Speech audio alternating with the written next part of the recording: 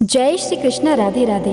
तो बंधुओं, आज हम इस वीडियो में जानेंगे कि साल 2025 में श्री कृष्ण जन्माष्टमी कब है, पूजा करने का शुभ मुहूर्त कब है, पूजा विधि क्या है और अष्टमी तिथि कब शुरू होगी, कब समाप्त होगी, जानेंगे इस वीडियो में। लेकिन वीडियो को शुरू करने से पहले अगर आप इस चैनल पर नए हैं और आपने अभी तक इसे सब्सक्राइब नहीं किया है तो आज ही चैनल को सब्सक्राइब करके बेल आइकन को प्रेस कर दीजिए ताकि हमारे वीडियोस की नोटिफिकेशन आपको मिलती रहे। बंधुओं, भक्त लोग जो जन्माष्टमी का व्रत करते हैं, जन्माष्टमी के एक दिन पूर्व केवल एक ही समय भोजन करते हैं। व्रत वाले दिन स्नान आदि से निवृत्त होने के पश्चात भक्त लोग पूरे दिन उपवास रखकर अगले दिन रोहिणी नक्षत्र और अष्टमी तिथि के समाप्त होने के पश्चात व्रत कर पारण का संकल्प लेते हैं और कृष्ण भक्त मात्र रोहिणी नक्षत्र अथवा मात्र अष्टमी तिथि के पश्चात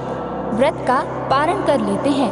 संकल्प प्रातः काल के समय लिया जाता है और संकल्प के साथ ही अहोरात्र का व्रत प्रारंभ हो जाता है। जन्माष्टमी के दिन श्री कृष्ण पूजा निश्चित समय पर की जाती है। वैदिक समय गणना के अनुसार निश्चित मध्य रात्रि का समय होता है। निश्चित समय पर भक्त लोग श्री बाल कृष्ण की पूरे विधि विधान से पूजा अर्चना करते हैं। विस्तृत विधि विधान पूजा में षोडशोपचार पूजा के सभी 16 चरण सम्मिलित होते हैं। कृष्ण जन्माष्टमी पर व्रत के नियम, एकादशी उपवास के दौरान पालन किए जाने वाले सभी नियम जन्माष्टमी उपवास के दौरान भी पालन किए जाने चाहिए। अतः जन्माष्टमी के व्रत के दौरान किसी भी प्रकार के अन्न को ग्रहण नहीं करना चाहिए। जन्माष्टमी का व्रत अगले दिन सूर्योदय के बाद एक निश्चित समय पर तोड़ा जाता है, जिसे जन्माष्टमी के पारण समय से जाना जाता है। जन्माष्टमी का पारण सूर्योदय के पश्चात अष्टमी तिथि और रोहिणी नक्षत्र के समाप्त होने के बाद किया जाना चाहिए। यदि अष्टमी तिथि और रोहिणी नक्षत्र सूर्यास्त तक समाप्त नहीं होते तो पारण किसी एक के समाप्त होने के पश्चात किया जा सकता है। यदि अष्टमी तिथि और रोहिणी नक्षत्र में से कोई भी सूर्यास्त तक समाप्त नहीं होता तब जन्माष्टमी का व्रत दिन के समय नहीं तोड़ा जा सकता। ऐसी स्थिति में व्रती को किसी एक के समाप्त होने के बाद ही व्रत तोड़ना चाहिए। अतः अष्टमी तिथि और रोहिणी नक्षत्र के अंत समय के आधार पर कृष्ण जन्माष्टमी का व्रत 2 संपूर्ण दिनों तक प्रचलित हो सकता है। हिंदू ग्रंथ धर्म सिंधु के अनुसार जो श्रद्धालु जन लगातार 2 दिनों तक व्रत करने में समर्थ नहीं है वो जन्माष्टमी के अगले दिन ही सूर्योदय के पश्चात व्रत को तोड़ सकते हैं। कृष्ण जन्माष्टमी को कृष्णाष्टमी, गोकुलाष्टमी, अष्टमी रोहिणी, श्री कृष्ण जयंती और श्री जयंती के नाम से भी जाना जाता है। कृष्ण जन्माष्टमी के 2 अलग अलग दिनों के विषय में अधिकतर कृष्ण जन्माष्टमी 2 अलग अलग दिनों पर हो जाती है। जब जब ऐसा होता है तब पहले दिन वाली जन्माष्टमी समार्थ संप्रदाय के लोगों के लिए और दूसरे दिन वाली जन्माष्टमी वैष्णव संप्रदाय के लोगों के लिए होती है। प्रायः उत्तर भारत में श्रद्धालु समार्थ और वैष्णव जन्माष्टमी का भेद नहीं करते और दोनों संप्रदाय जन्माष्टमी एक ही दिन मनाते हैं। हमारे विचार में यह सर्वसम्मति इस्कॉन संस्थान की वजह से है। कृष्ण चेतना के लिए अंतर्राष्ट्रीय समुदाय संस्था, जिसे इस्कॉन के नाम से अच्छे से जाना जाता है, वैष्णव परंपराओं और सिद्धांतों के आधार पर निर्माणित की गई है।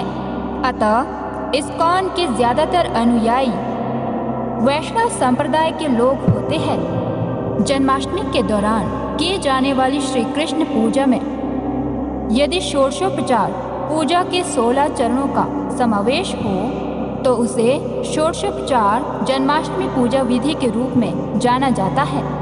कृष्ण जन्माष्टमी पूजा विधि सबसे पहले है ध्यानम।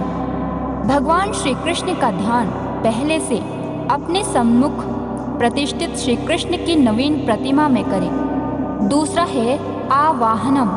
भगवान श्री कृष्ण का ध्यान करने के बाद मंत्रों को पढ़ते हुए श्री कृष्ण की प्रतिमा के सम्मुख आवाहन मुद्रा दिखाकर उनका आह्वान करें।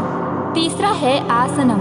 भगवान श्री कृष्ण का आवाहन करने के बाद मंत्र पढ़कर उन्हें आसन के लिए 5 पुष्प अंजलि में लेकर अपने सामने छोड़े।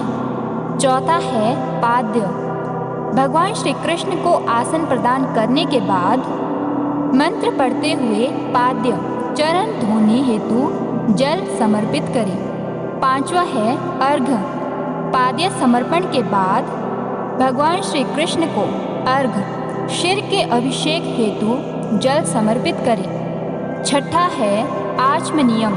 आचमन के लिए श्री कृष्ण को जल समर्पित करें। सातवां है स्नानम।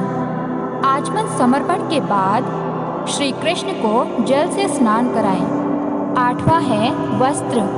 स्नान कराने के बाद श्री कृष्ण को मौली के रूप में वस्त्र समर्पित करें।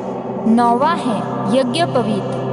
वस्त्र समर्पण के बाद श्री कृष्ण को यज्ञोपवीत समर्पित करें। 10वां है गंध। श्री कृष्ण को सुगंधित द्रव्य समर्पित करें। 11वां है आभरणम हस्तभूषण।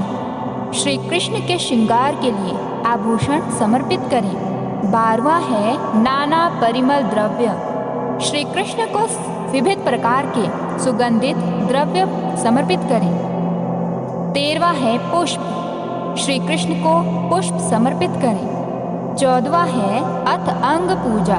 भगवान कृष्ण के अंग देवताओं का पूजन करना चाहिए।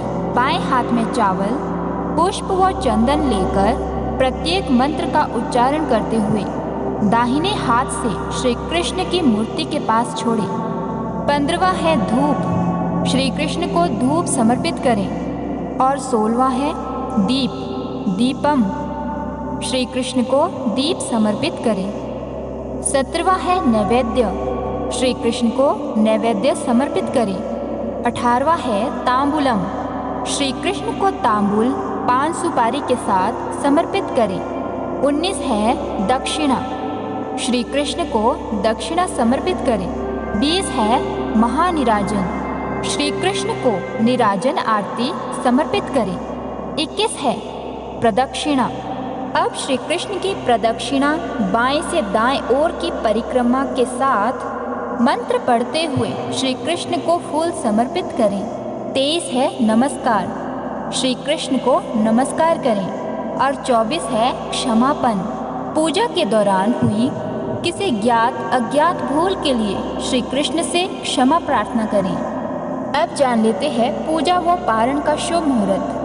अष्टमी तिथि प्रारंभ होगी 15 अगस्त 2025 को रात्रि 11:49 पर और अष्टमी तिथि समाप्त होगी 16 अगस्त 2025 को रात्रि 9:30 पर। रोहिणी नक्षत्र प्रारंभ होगा 17 अगस्त 2025 को प्रातःकाल 4:38 पर। रोहिणी नक्षत्र समाप्त होगा 18 अगस्त 2025 को प्रातःकाल 3:17 पर। निश्चित काल पूजा का समय होगा 15 अगस्त रात्रि 12:04 से 12:47।